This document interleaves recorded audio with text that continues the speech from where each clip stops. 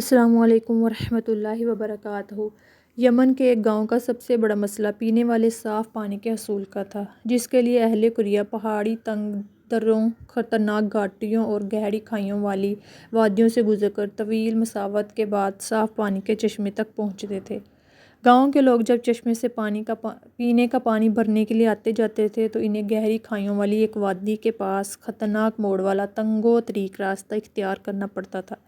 اس خطرناک موڑ پر پہنچ کر بچوں، بڑی عمر کے مرد و خواتین اور گدھوں سے پھسل کر گرنے سے متعدد افراد کی موت واقع ہو چکی تھی۔ کئی دہائیوں کے بعد اس جان لیوا خطرناک موڑ سے گر کر مرنے والے مسئلے کا حل تلاش کرنے کی خاطر مصائب میں مبتلا گاؤں والے کسی دوسرے دور پار کے گاؤں کے معززین کے ہاں جمع ہوئے۔ دوسرے گاؤں کے ایک سمجھدار شخص نے ان سے پوچھا، کیا آپ میں سے ایسا کوئی شخص ہے جو بچپن میں گدھے کے ساتھ پانی والے چشمے کی طرف جاتے ہوئے ایک سے زیادہ مرتبہ وادی کے اس خطرناک موڑ سے گرا تھا؟ چند ایک نے کہا، ہاں، ہم متعدد بار وہاں گر کر زخمی ہو چکے ہیں۔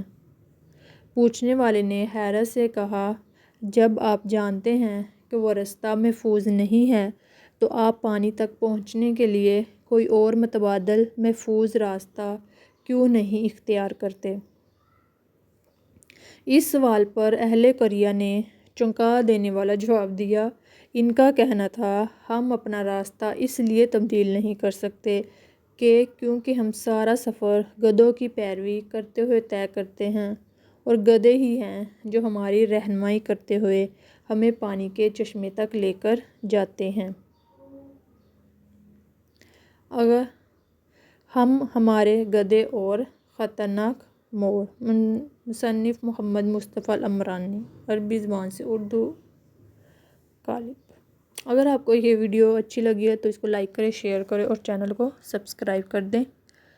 شکریہ، اور بیل آئیکن کو پریس کریں تاکہ ہر آنے والی ویڈیو آپ کو پہنچ سکے۔